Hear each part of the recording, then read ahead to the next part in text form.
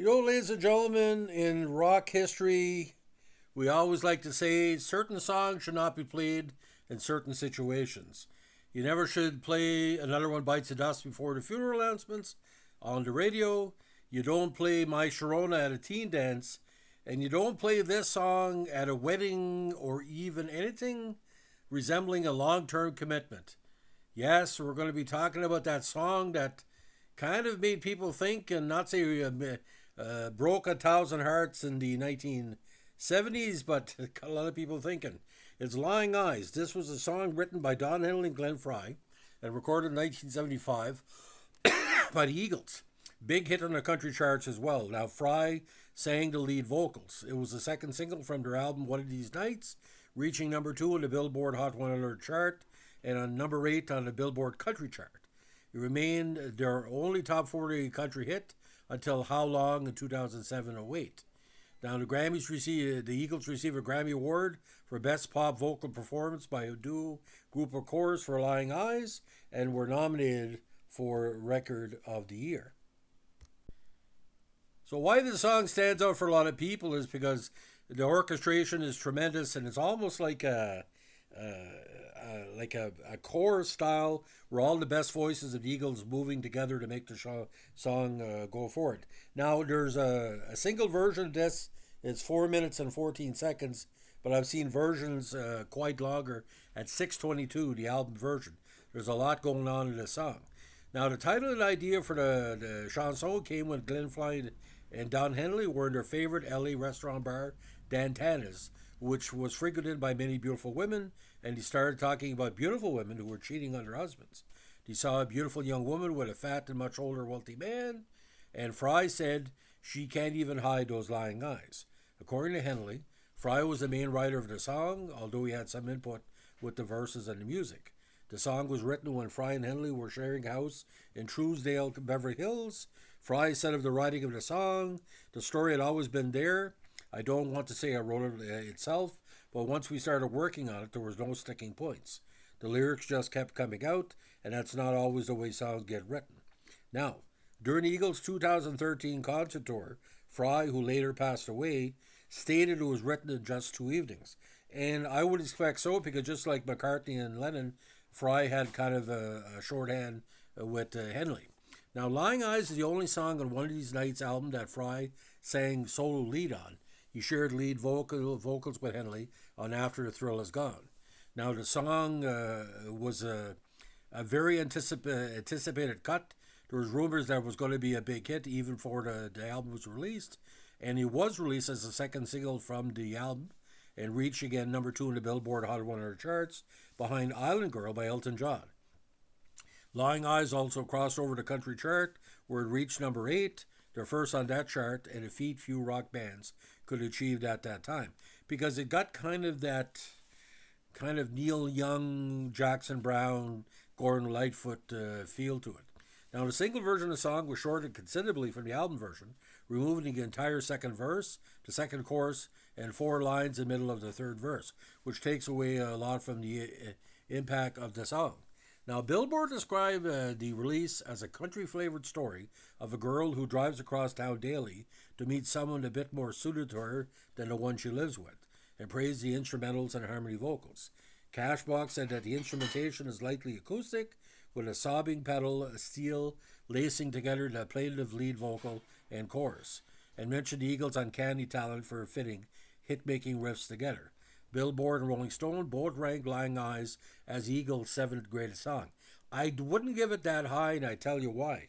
Because it's almost of its time. It's not something that really has aged well, because it's like a country song from the mid-70s, and despite some artists having strong releases later on in the 80s and 90s, it was a song of its time.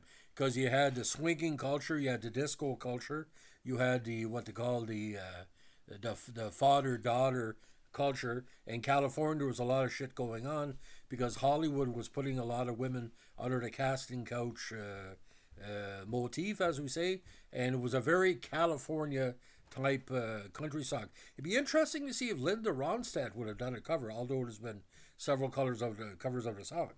Now, among the many covers of Lying Eyes are Lynn Anderson's 76 recording and Kenny Rankin's 1980 version on his After the Roses album. Now, Diamond Rio also covered a song on the 93 compilation, Common Thread, The Songs of the Eagles. A very good version, actually.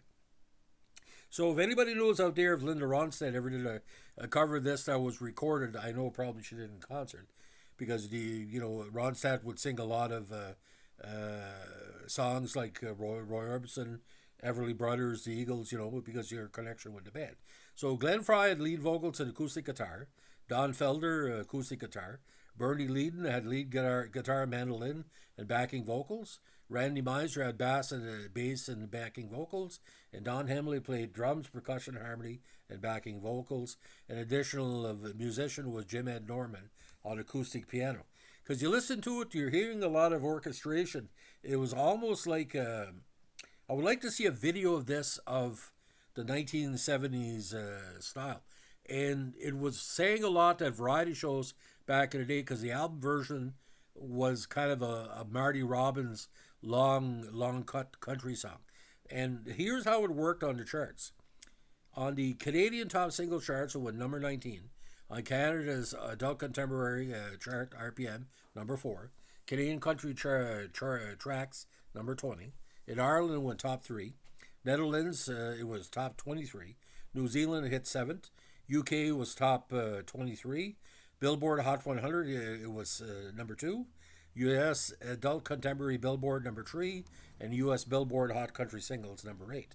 Now, it was certified as silver in the United Kingdom based on sales figures.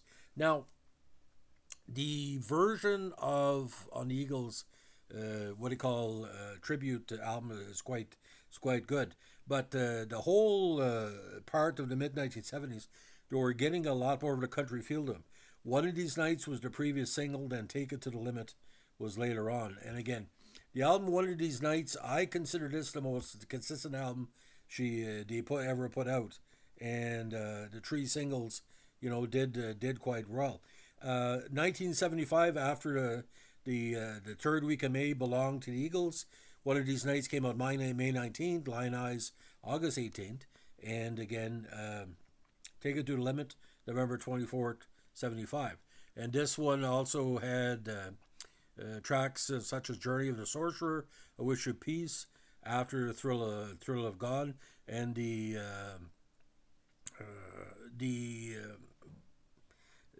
album cover was beautiful as well. Now, this was nominated for Record of the Year, Lying Eyes. It won Best Pop Performance by a duo group with vocal. One of These Nights won the best nomination for Best Album Packages.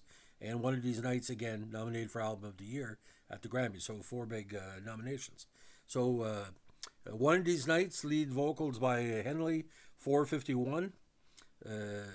Take It to the Limit, 448, with Meisner as a lead singer, and Lying Eyes, Glenn Frey at 622. So this album only had 9 cuts, and again, Frey, Henley, Lead, Meisner, Felder.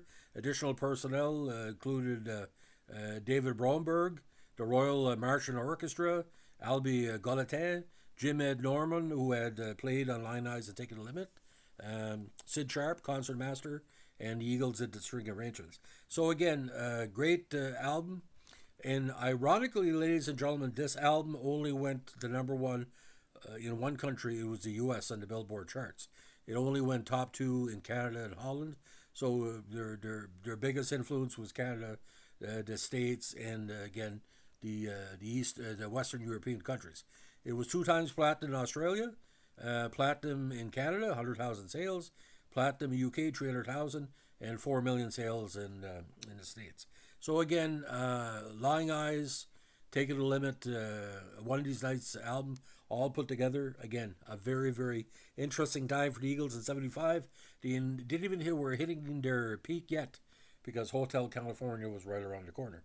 So ladies and gentlemen, if you like what we're doing here with our musical tributes to key artists in the 1970s, let us know with a like, comment, subscribe, or share. Bye.